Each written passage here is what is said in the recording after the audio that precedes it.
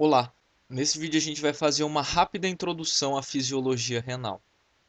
O rim já é um velho conhecido nosso, aquele órgão duplo em forma de feijão que está localizado atrás do peritônio, por isso que ele é chamado de um órgão retroperitoneal. Mas esse vídeo aqui é um resumo, eu sei que ninguém quer ficar sabendo detalhezinho básico assim. Vamos ao que interessa.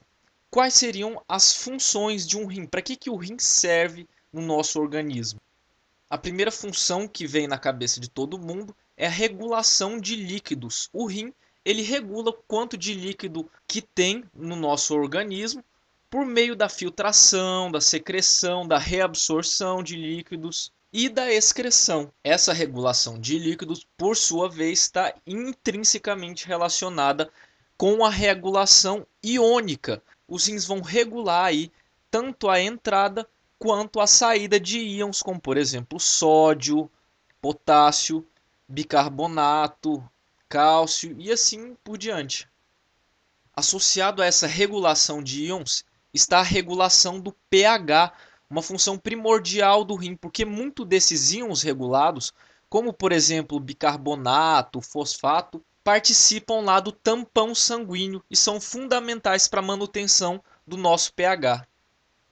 Outra função é uma função famosa do rim, que é a função de filtração e excreção de substâncias que a gente ingere. Por exemplo, medicamentos. Medicamentos, na sua maioria das vezes, são eliminados por via renal. E por último, o rim tem uma função meio que endócrina aí, produzindo alguns hormônios, como por exemplo a eritropoetina, responsável lá pela produção e maturação de eritrócitos, de hemácias. Assim como ele é responsável pela produção de renina.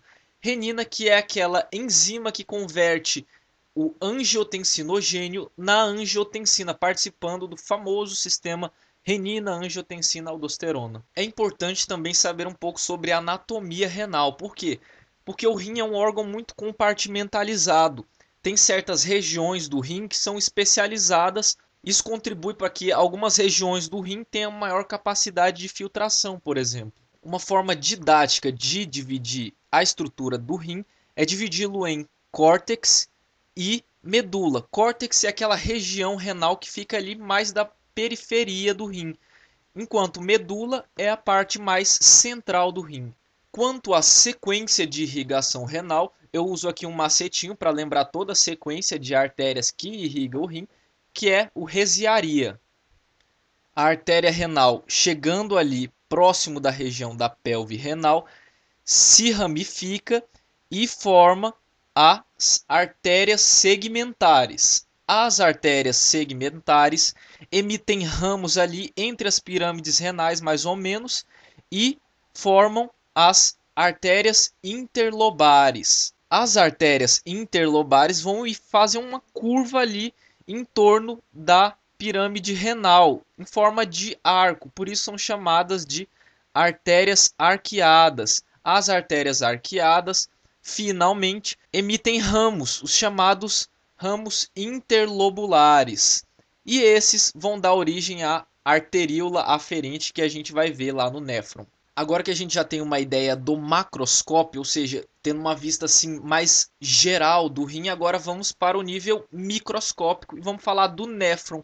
O néfron, que é a unidade funcional do rim. O néfron, a grosso modo, é dividido em cápsula de Bowman, túbulo contorcido proximal. A gente vai ver que tem a parte inicial do túbulo contorcido proximal e a parte final, que tem diferença quanto aos transportadores.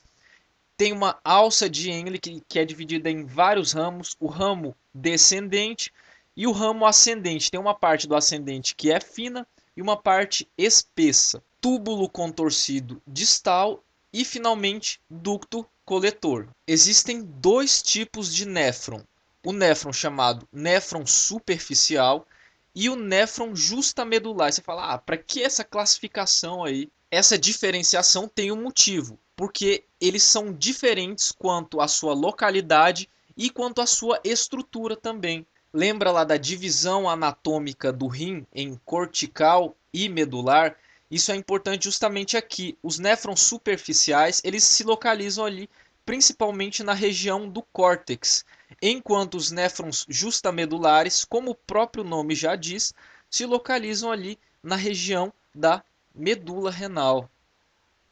Agora imagine comigo intuitivamente a diferença entre o néfron superficial e um néfron justamedular. O néfron superficial está ali na região do córtex.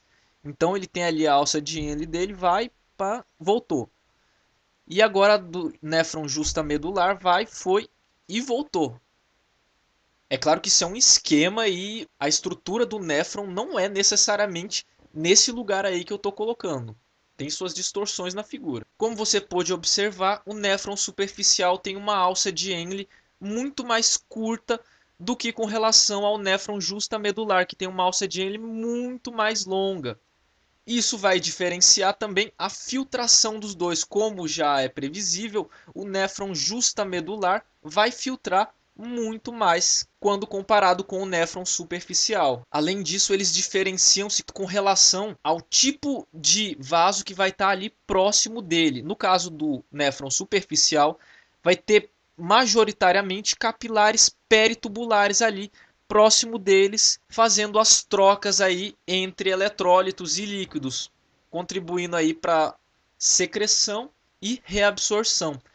Já no caso dos néfrons justamedulares, tem os chamados vasos retos. São vasos em forma de grampo, ou seja, tem um formato muito semelhante ao da alça de Henle e contribui aí para manutenção do gradiente córtico papilar, como a gente vai ver nos outros vídeos. No caso do rim, você tem um aumento da concentração osmótica crescente em direção à medula, ou seja, próximo da medula você tem níveis de osmolaridade muito maiores do que ali no córtex. E esses vasos retos vão ser importantes justamente para a manutenção dessa diferença aí na concentração osmótica. Tá, agora que você já conhece a estrutura básica do néfron e uma estrutura mais geral da anatomia do rim, vamos aqui aos processos básicos feitos aí pelo néfron. Primeiro processo é a filtração, que corresponde à passagem de líquidos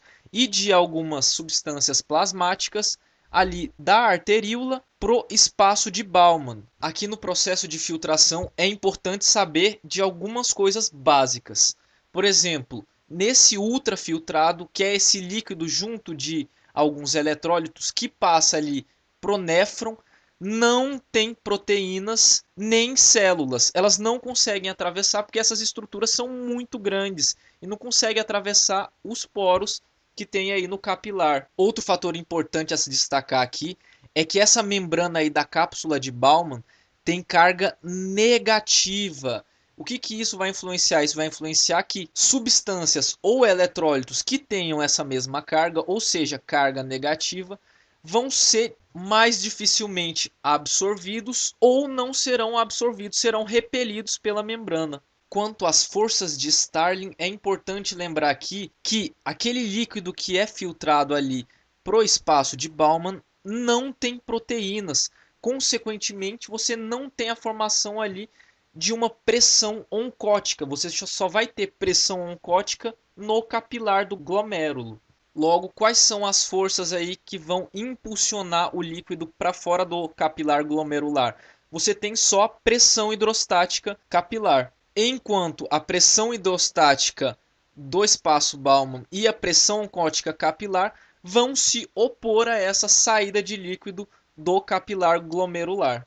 Resumindo, o espaço de Bowman não tem aquela pressão oncótica que ajudaria a saída do líquido do capilar glomerular. Segundo processo básico aí exercido pelo néfron é o de reabsorção, ou seja, recaptação de substâncias para que sejam reutilizadas pelo nosso organismo, ou seja, um processo de reciclagem, entre aspas. Basta lembrar aí que 99% do líquido que é filtrado do capilar glomerular é reabsorvido, apenas 1% é excretado. Como que é feito essa reabsorção? A reabsorção, na maior parte do néfron e na maioria dos eletrólitos, é feita por meio de canais específicos para alguns íons, por exemplo, ou algumas substâncias, e que permitem a saída ou a entrada dessas substâncias. Para ilustrar essa questão dos canais, a gente tem aqui a reabsorção da glicose, que é feita ali no túbulo contorcido proximal.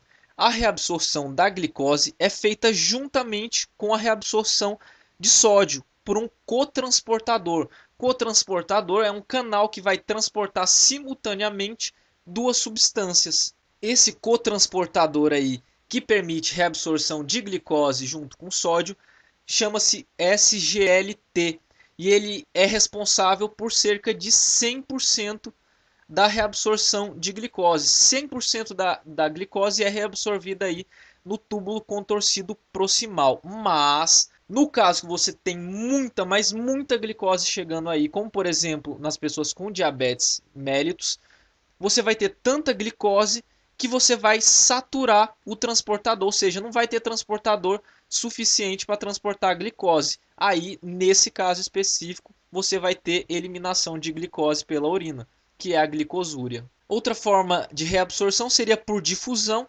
Ocorre, por exemplo, com substâncias mais lipossolúveis, como por exemplo gases, CO2 é um bom exemplo.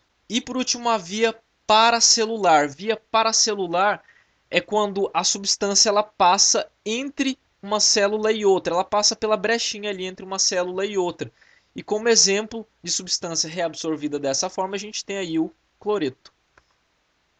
Lembrando aqui que esse processo de difusão citado é um processo de difusão simples, porque difusão facilitada corresponde à mesma coisa que um canal também. Terceiro processo básico aí é a secreção de substâncias. Como você já sabe, nem todas as substâncias são filtradas ali na região do capilar glomerular. Consequentemente, mais para frente, quando você tem ali o capilar peritubular, você pode muito bem ter a secreção de uma substância por um transportador específico.